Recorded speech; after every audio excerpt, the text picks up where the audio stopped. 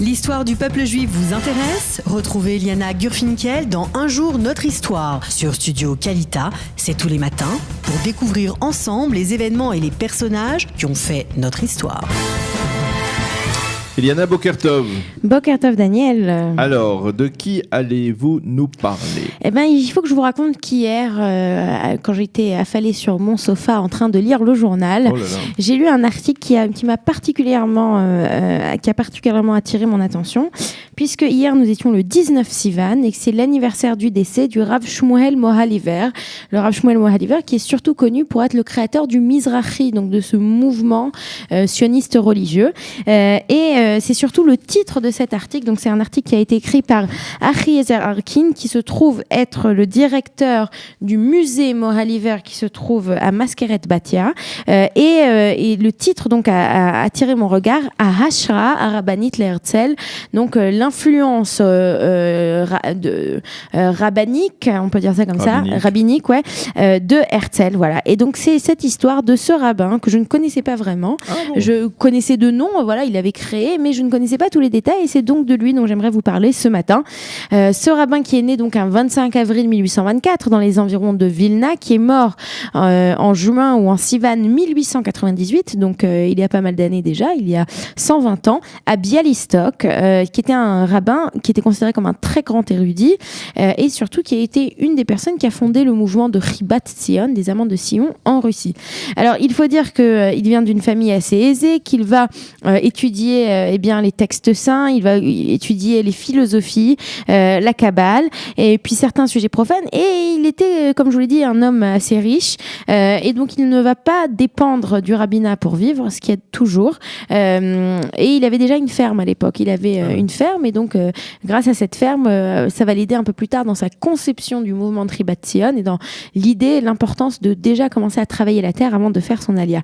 Il va être donc rabbin dans plusieurs villes, il va se faire reconnaître comme une personnalité publique, et c'est dès 1874 qu'il commence à être actif pour Eretz Israël. Alors cette même année, c'est le 90e anniversaire de Moshe Montefiore, et à l'occasion de son 90e anniversaire, on ouvre un fonds, Keren Moshe, et ce fonds, c'est en fait, ce serait l'équivalent d'une fondation en fait pour Eretz Israël, puisque le Montefiore a déjà, ça fait déjà 50 ans,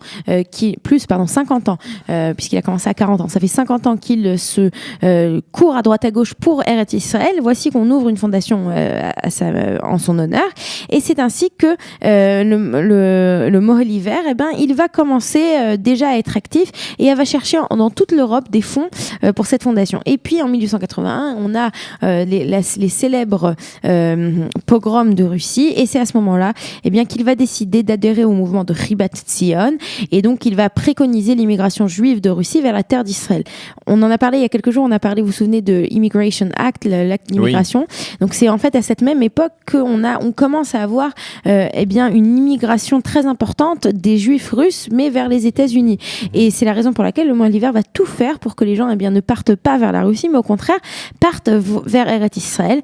En 1882, il continue donc son action, et il va lever des fonds qui vont permettre la création de Maskeret Batia, donc c'est beaucoup d'argent, et c'est la raison pour laquelle il y sera enterré, et puis on y reviendra un tout petit peu après, et donc il va vraiment aller à droite à gauche, il va voyager énormément en Europe, il va rencontrer à Paris le baron de Rothschild, il va l'encourager à soutenir l'entreprise sioniste. Je ne sais pas si vous vous souvenez, mais le baron Rothschild, le premier, est le beau-frère de Moshe Montefiore, et c'est la raison pour laquelle Moshe Montefiore, qui déjà est intéressé à Eretz Israël, va appeler son beau-frère et va lui dire vas-y, mets-toi aussi la main à ta poche et aide-moi à faire développer ce pays.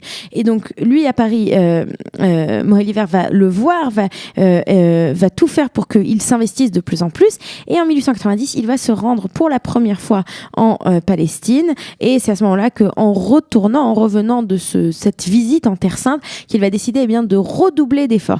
Et un peu plus tard, en 1890, quelques années plus tard, on a le premier congrès sioniste, on a Théodore Herzl. Et en fait, d'après cet article donc de Achiezer Arkin, et ça c'est la partie la plus intéressante que je ne connaissais pas, eh bien, Théodore Herzl considérait le Rav Mori Lever comme son Mori Verabi, comme son maître et son rabbin, comme une des personnes avec qui ils avaient un contact permanent. Les deux s'encourageaient l'un et l'autre dans leurs actions sionistes. Et non seulement tout cela, mais aussi, le Mori Lever était une des rares personnes qui a reçu le droit d'être un représentant du congrès sioniste sans y être, puisqu'il était déjà très malade, il était très vieux, il va mourir en 1898, donc juste un an après le premier congrès sioniste. Mais ils avaient une relation vraiment très forte, et d'après les lettres qu'on a retrouvées, de la correspondance qu'on a retrouvée entre les deux, eh bien, ils se parlaient beaucoup et donc il aurait eu une influence sur Herzl. Il aurait une influence sur Herzl, et on en avait déjà parlé il y a presque un an. Vous vous souvenez, on avait interviewé le Dr Weiss qui a écrit le livre sur Herzl, et qui dit dans ce livre exactement que Herzl n'était pas ce laïc anti-religieux comme on le décrit, mais qu'au contraire il avait des liens très forts avec le monde religieux. Et donc un de ces liens très forts, eh bien, c'était le Rav Mori Lever. Le Rav Mori Lever qui va décéder en 1898 à Bialystok. Il faut dire que pour son 70e anniversaire, on avait près de Hadera planté un immense verger de cédra en son honneur, des Trogim, que c'est un peu plus tard qu'on va créer le kibbutz Gan Shmuel à côté de ce verger, donc Shmuel a son nom. Et sur ces images, voilà, je sais pas si on les voit bien, mais sur ces images, on voit, il y a deux photos. La première en bas, c'est son décès, donc en 1898 à Bialystok, ses obsèques, et vous voyez le nombre de personnes. Et en fait, en 1991, on a rapporté son corps à Maskeret Batia, puisqu'on l'a enterré à Maskeret Batia, puisqu'il fait partie des gens qui ont véritablement permis à la création de Maskeret Batia.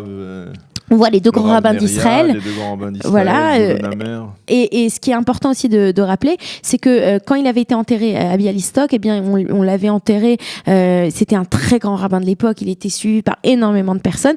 Donc, il avait été enterré, et on avait fait, vous savez, comment on appelle ça, un caveau très impressionnant et très important sur lequel on avait marqué tous ses mérites. Ce caveau a été détruit pendant la Seconde Guerre mondiale. Et quand on l'a ramené, eh bien, à Maskeret Batia, on a reproduit ce caveau, puisqu'on avait des images.